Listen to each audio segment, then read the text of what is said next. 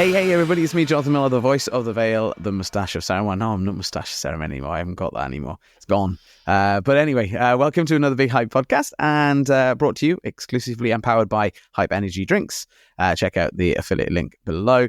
And Bravos boxing gloves. We are also proudly representing and supporting boxers in need as well. So please check out their link as well in the description below. But joining me right now via his house in Liverpool. No, Dublin, also Ireland. Liverpool. No, Dublin. See, I knew I was getting it wrong. Look, he's managed by someone in Liverpool, but from his house in Dublin, Ireland, which makes it Dublin, Ireland. Yeah, exactly. Yeah. Dublin, Ireland. Please welcome Paul Ryan. Paul, how you doing? Good, John. Thanks for having me. Really appreciate it. That's all right. Do you know, I should have asked that, really, shouldn't I, before we started, if we were actually in Liverpool? Because I know your manager's in Liverpool, but managed by Liverpool. So that's why I get confused. I'm So there we go. It's a Monday evening here for us. I don't know what time of day you're listening to this, but thank you very much for joining us. And we're going to ask the same question I ask everyone on the podcast, which is, how and why did you get involved in boxing? So, you know, there's no real big crazy story. Genuinely, I was maybe seven years old, and I just loved watching it. I was crazy for watching it. I'd sit up with my mum and dad, we watch it all night, and every weekend there'd be fights on. And then over in Dublin and Ireland, amateur boxing is huge. So we have a national stadium over here. And I think it's the only national stadium in the world for amateur boxing. So that's pretty impressive. Every year the seniors would be on, and my dad brings us out and we watched them. You know, and so I'd be watching all these guys winning senior titles, and I just really wanted to do it. So when I was 8, I wanted to join boxing. My ma brought me down to the local boxing club, and they had to be 9. So nowhere take it to be at 9. My ma says, I know, please let him take him in. I'll sit outside in the car for the hour and I'll wait. If he acts the bollocks, you can take him. I'll take him home, you know. He really wants to do it. Yeah. I knew me stance and all. I only throw 1 2s because I was just mad into it. So I went in, joined it, started up. I was only to go 1 hour a week on the Sunday morning because of my age. Yeah. And the rest was history. I just loved it. Took to it like a duck to water. I don't know where to go with that, because that is, yes. I mean, for one national stadium, that's mind-boggling in its own. Yeah. And I can see, I've looked through your history. I've done a little bit of research, obviously, on you. And I've seen you've boxed there numerous times in different championships, finals and internationals, and so many international amateur boxing bouts that you've had. Any idea? Have you got an idea? Because I'm sure that what I can find is probably maybe a little scratch of the surface. So how many amateur fights have you had then altogether? Oh, I would have had over 150, I'd say. Like in Ireland, when you're fighting as an amateur, you could be fighting twice a day, like every week, twice a week. Sunday mornings you go out and you go for it down to club shows, but they keep you and you fight 2-3 times in the one day. But I've boxed since my first competitive year of boxing. I was 11, and but the way we do it over here is you do your Dublin championships, then you do your All Irelands, and you go on for the whole year. So I started and I won my first Dublins. I won 6 of them in a row, 6 Dublin titles in a row. Yeah. Then I won 3 All Ireland titles, and I've been to the Europeans and the World Championships, and then a heap of international stuff. So like Monktowns, Celtic Box Cups, a lot of international experience as well. I think I've boxed for Ireland about maybe 20 times as an amateur. That's phenomenal. Yeah, I could see. I was going to say you've done some international stuff. Petersburg is the one that I found, and the Chicago was the other one I found as well on the box. I've been to Chicago, I've been to St. Petersburg, and then I remember my first year when I got to the box for the Europeans, it was good and it was delighting. I thought, then I get to go away with the Irish squad, get to go on a trip. But it was the first year they'd held them in Dublin. 1 year they do it in Dublin, so I didn't get my trip that year. So you feel a bit cheated then, don't you? So like, I was only staying down the road from my house. Yeah, I was freaked. Yeah, I can imagine like the Olympiads like in France last year. Last year was the last. Yeah, it was last year, wasn't it? They're only just popping over to France. That's like a day trip for some. Now next week's on to LA.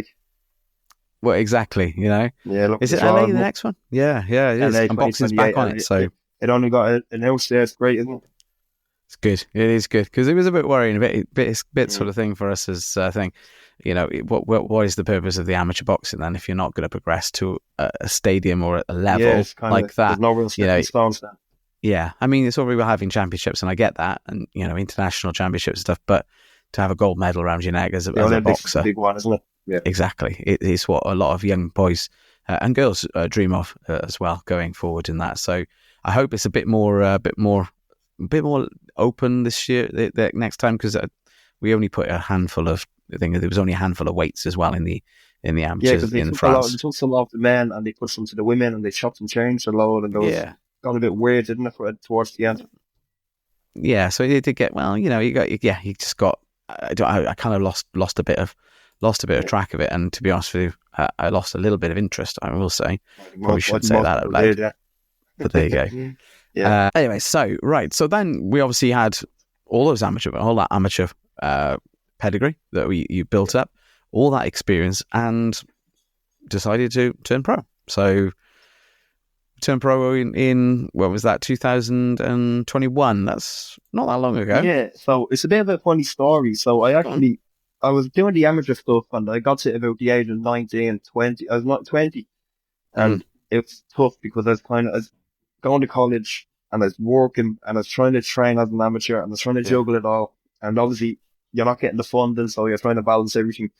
And I remember one day I was in college, and I had to get the bus out to train. Then about an hour on the bus, Yeah. and I went into college, and there was no microwave to heat up my lunch. So I was eating cold chicken and broccoli, trying to make weight. And then I had to get an hour-long bus, and it was pissing rain, and I was just sitting on the bus, and I said, you know what? I'm not doing this anymore. I have a pain in the hold. So I said, I'm going professional. So I just sat down, I started looking around, and I said, I'm just going to reach out to people and see what I can get. So I originally went pro in January of 2020, but we went over to America to go pro. Okay. So I went over to Boston, and I signed a contract with a guy over there. And that was great. So I was training over there. I was over there for about 12 weeks doing my thing, getting used to it. And then COVID came. Yeah. So I was meant to fight on Paddy's Day in Boston. So, it would have been great Irish kid over in Boston debuting and all. Absolutely. COVID came. I had to I remember getting a phone call. They were like, yeah, look, COVID's coming, get out of here. So I got the last flight out of America, literally before the whole world was on lockdown. I left America thinking, it'll be 2 weeks. Let this all blow over. I left all my gear, all my bags and all in Boston. Left everything there. So 2 weeks turned into a year. And just like, what's going on? Yeah. Were you one of the lucky ones that was still able to train during that period of time as well? Because you were a signed boxer, professional boxer? I was over here. So I came back home, and then everything locked down. There was no flights. So I was just training on my own. And then just because it got so long, with my manager at the time, we decided it's not going to work out. I need to move on. Yeah. So luckily at that stage, MCK came along, and I got chatting to them, and we worked out a deal. So by the end of 2020, I signed with them, and then I debuted in March of April 2021. Yeah. And that was was that an empty arena then in that case then? Yeah, that was a weird one. So that was it was in Bolton. You've been through the mill run, Paul. Bless you, mate. I feel for you, mate. More to come. So we had to. So remember, we had to fly over to Bolton. We had to fly to Manchester, get a taxi to Bolton, but then you have to isolate for 4 days. So you had to get over to your COVID test. I had to stay in my own hotel room on my own for 2 days. My coach had to stay in his hotel room for 2 days, so you couldn't train, you couldn't do anything. You're sitting there, you're trying to make weight as well. And then you go and you weigh in, and your debut in literally, it was a big conference room with a ring in it. And like the officials, your corner, their corner, and that's it. You could hear a pin drop.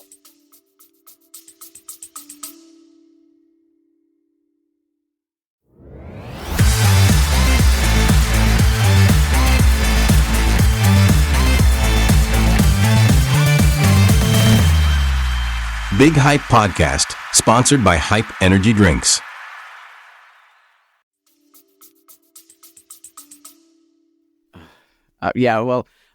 Bolton, the Bolton Stadium, the Wanderers ground, it's attached to that.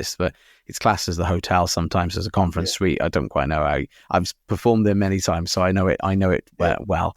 When there's no one in there, when I get there, sometimes it is a weird, quiet, surreal building, and I can only imagine without any crowd. It's not a great place to psych yourself up to make a debut on, No, and probably worse with the COVID because there was again, like you said, that interaction. So were you in the hotel next door then? Because the hotel's next door. We were in that hotel. Yeah. Wow.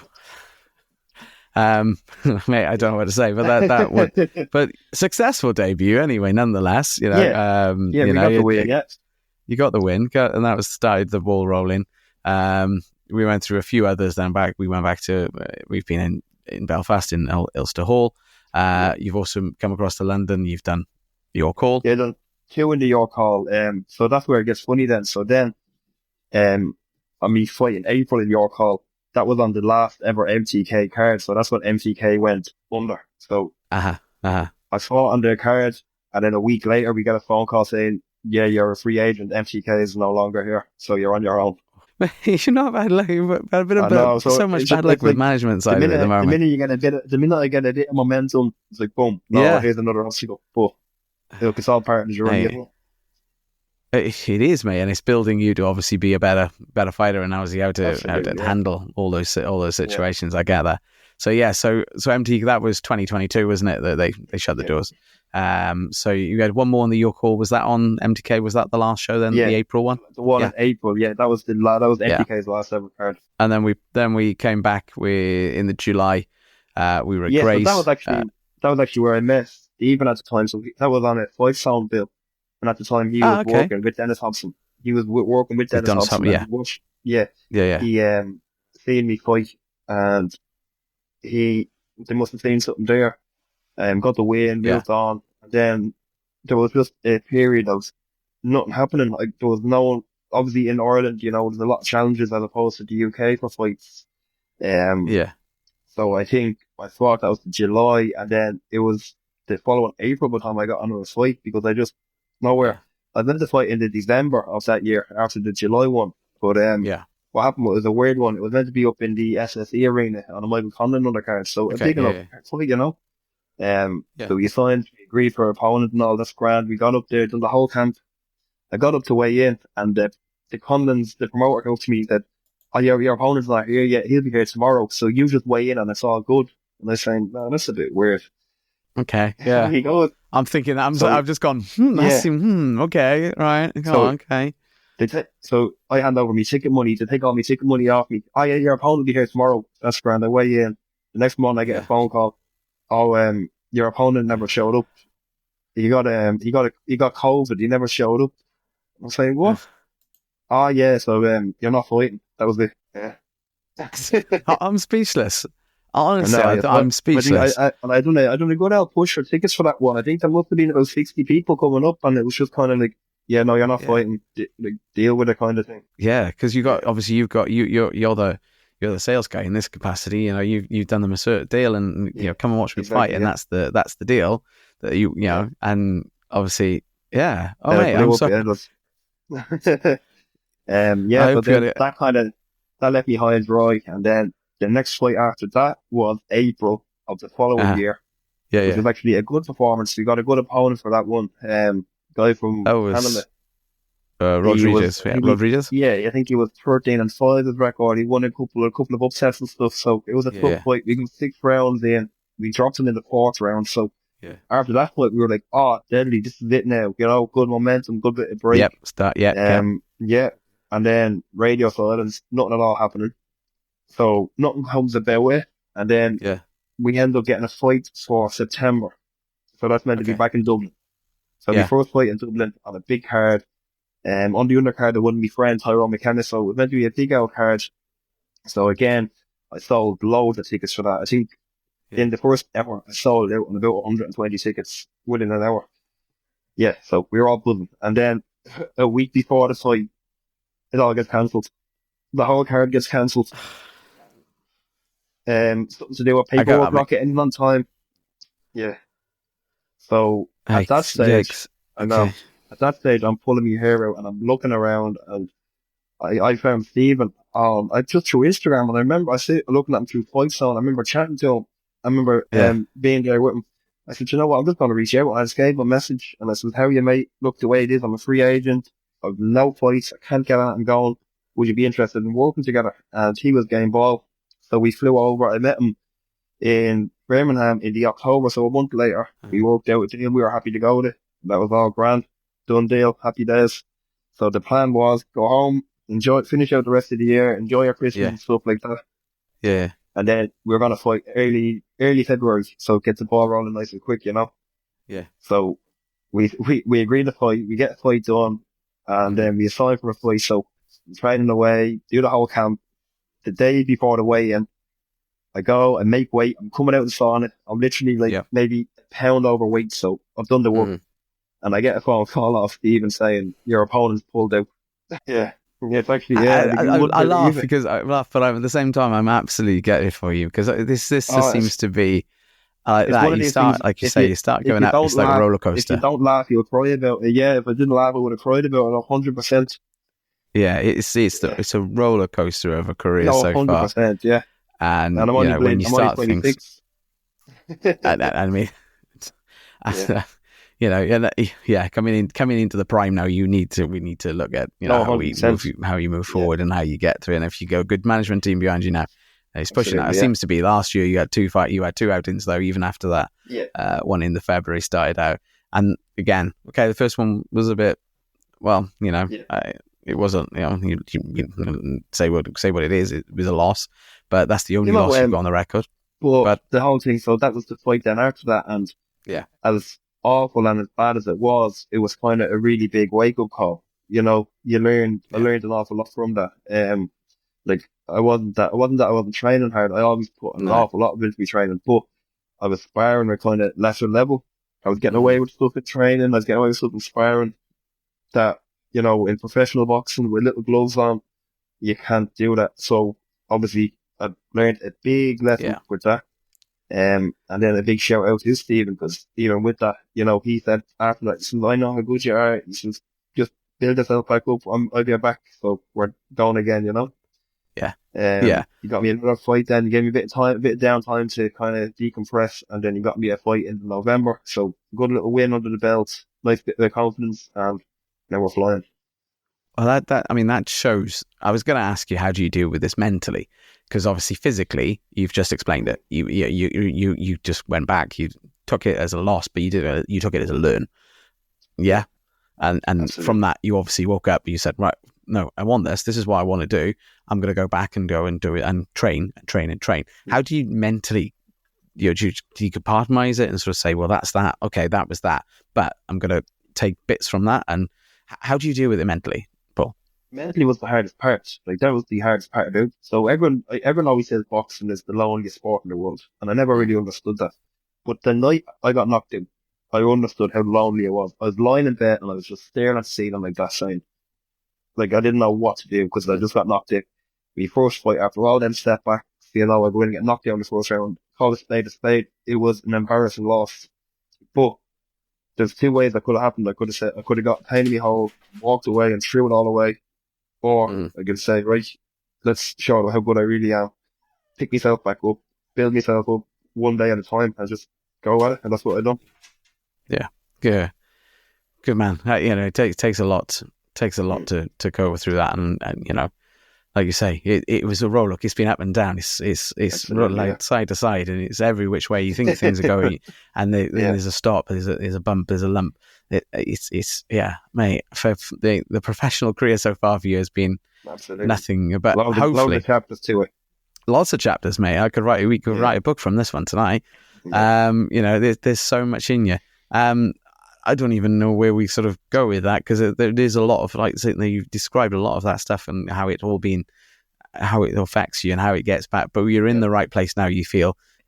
Certainly, I think in management team, because they reached out to me and said, would you have, you know, a handful of our guys on the show? I said, absolutely, no problems at all. It's been an absolute pleasure to have you guys on. And I've learned so much. You've educated me as well on different aspects, and I'm sure the fans will love this as well. Where are we going then? That's probably the next question, Paul. Where are we going? I'm in a great place now, and I'm really fortunate because of all these setbacks and all these kind of bad luck that I've had. They're all just lessons now, and they're all kind of experiences that I've taken. But we are 4 weeks out now from the chance to change my life. We're fighting over in Saudi Arabia. They're holding a Grand Prix, and WBC are holding a Grand Prix. So it's kind of to find the next up and coming prospect in boxing. So it's fighters that are 26 years old and under with less than 10 fights, which I fit both criteria. Mm-hmm. So I was only sitting back and I was thinking, if all of them fights that fell through went through, I would have had too many fights and I wouldn't actually have fit this criteria. So everything does work out for a reason, you know. And this Saudi, the WBC Grand Prix, it's you had to apply, didn't you? You had to put in your information. So it wasn't applications opened up in December, and Stephen got on to me and he said, "We'll go and do it." And I said, "Yeah, 100%." And to be honest, I didn't really think much of it. I just thought, we'll send it in, see what happens. And it went very quiet then. So we took the fight in April, but then we got a call for that about 4 weeks ago. We're like, "No, that's the chance. We're going for that." Absolutely, yeah. You got to pick and choose. Obviously, now you're in the position, 100%. Hopefully, to pick and choose what you want to do and how you want to go. Yeah. Doors seem to be opening now, so let's just take what opportunity is coming away. And Saudi Arabia is going to be a great thing. I think I haven't got a clue how many boxes are on this. I've looked at it a little bit, but information's a little sketch around how many boxes are going. But I know you and one of your stable mates have also been put out in the same weight category as well. Yeah. There's like 128 boxers in it. There you go. So it's four weight classes, 32 fighters per weight class. But it's what an opportunity, like what a platform, It's Saudi Arabia is the capital of boxing now. Like, that's really taken over. That's where everything is. It does seem to be that it's certainly growing out there, but it's also taking the British boxing side of it by storm as well, because we've had so many. The investment level has been great and really raised the sport and really raised the profile as well. So this is just another example of how they're helping raise British boxing up as well. So we're obviously with this opportunity knocking at the moment, and we're going to be taking that full. Going for it 100%. I can see that in your eyes, Paul. Just where you're going with this. Yeah, absolutely. What hopefully, obviously, we come out with a win. We go through the process. We come out something. If everything goes your way, where would you like to see yourself this time next year? Well, I'm going to win this competition. I've no doubt about it. I'm going to win it because I know how good I am.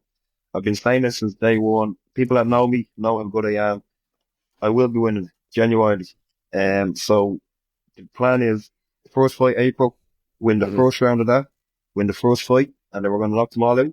We're going to move on, and this time next year, I'm going to be with one of the big names. I'm going to be with a Matchroom, or I'm going to be a Saudi Arabia regular, and I will be knocking at the door of world level fights. Because you've also got, obviously, you mentioned a company there, but there's also obviously a new company that's coming up as well on this, which is some information is starting to come out, TKO Boxing, which, again, is, I think, a great opportunity for some boxers and an opportunity of some good payouts as well from the numbers that I've seen advertised as well.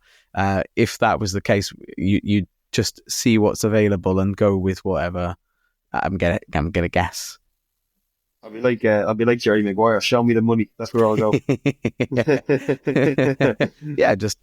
just roll with it. See what offers come absolutely. In. But I'm in a great place, and luckily now, which I'm not signed with anyone. So with the Saudi stuff, you can go in, you can be open, and you can impress a lot of people now. You don't know who's going to be watching. So no. You have the options now that you can talk with people, and you can make a real plan, and you can actually commit, and you can do something big out of this. Yeah. I think it's a great opportunity. I think it's a great opportunity because you're going to be out in that arena, an opportunity to shine. They've obviously picked and choose from how many applications they must have had. If they've got 128 boxes, then they've probably had close to 1,000 applicants. I would imagine probably more. So that in itself is a win, and having that opportunity. I think. Personally, I think that this is kind of a vetting process anyway. Maybe I'm reading too much into it. Maybe I'm being a bit tin foil hat wearing person, but I think there'll be certain people watching this with great. I think that TKO boxing seems to be, they're looking like they are aiming for the younger kind of boxers. They want to kind of grow their own stars. So I think they're going to be watching, picking a few. Eddie Hearn will be watching Frank Warren. So every fight is a chance to change their life now. Exactly. Like I said, there's going to be some really interested people looking at this event and going, yeah, we want him, we want that. And we want to sign this and we want to get that kid over the line. So that's where we are. So a year's time, we want to be signed. Long term, where are we going to go? Where are we going to see this? What are we going to see for Paul Ryan? All the way to I have no ceiling. genuinely, I will go as far as I can go. There's no ceiling on how good I can be. World titles, multiple world titles, and I'm that good. And I've no doubt about it. Is there a particular one? Is there a particular green and gold, or a red and gold, or a black and gold? We're going into the WBC, so we may as well keep that one in sight, you know? Fair play. I gotta say, it's probably it's the kind of the belt that everyone sort of looks at. It's the primo, isn't it? Everyone wants that one, yeah. Yeah. And obviously there's the Ring Magazine belt out there as well, a couple of others as well. That's something coming out, so look, I'll take any. Yeah. Whatever comes your way, just give me the gold. Let's just give you the gold. Strap season's coming, I'll take all of them, probably. I'll probably take all of them, yeah. Strap, yeah. Absolutely, yeah. Yeah. Strap season's coming, as I was saying. Yeah, there we go. It's coming. It's just hunting season for all. Just go for whatever you can get. I like it. I like the attitude, Paul, and that's really good and really, really positive. And how you stay positive throughout everything that's thrown at you. Yeah, you're amazing, mate. I think you're fantastic. I love boxing. Boxing's my life. It's been my life since, like I said, I'm 7 years old. Yeah. So every fight I've had, it's not about that fight. It's about 5 years down the line, 10 years down the line. So I'm in it for the journey of boxing. I'm not in it for just to win one fight like this Grand Prix. I'm not in it just for this first fight. I'm in it to win the Grand Prix. So it's tunnel vision and it's forward thinking.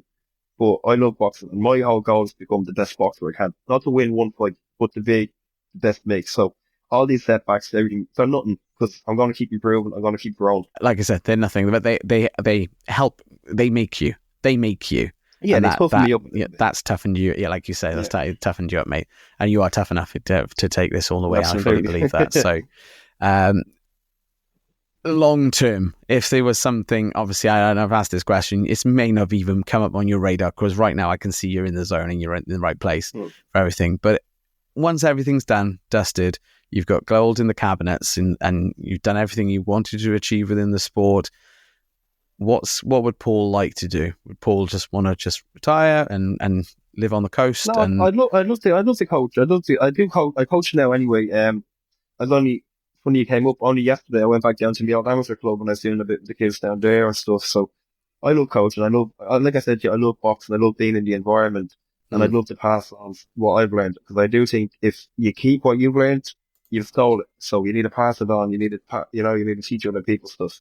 So if I could open my own amateur club, open my own stuff, or go down to my own local club and give back and have a few that I can work with, that'd be a dream for me. That sounds like, so so giving back to the sport, that they're giving you so much as well. Yeah, exactly. Yeah, that's like fun. I've been around the world of boxing now. I was only talking, I've been to Russia, been to America, now I'm going to Saudi. Boxing's brought me around the world, so it's been good to me. So if it'll be time that I pass it on, I'd be good to it. Well, as they always say, it is the jab that takes you around the world, but it's the... There we go. No, it's the hook against the goal. So anyway, thank you very much for sharing your journey with us. It's been fantastic. We have a little closing tradition on the podcast where I just ask you either or. No real preferences on it. It's whatever you prefer. So you ready? Yeah, let's go for it. All right, here we go. Southpaw or orthodox? Southpaw. Body shots or head shots?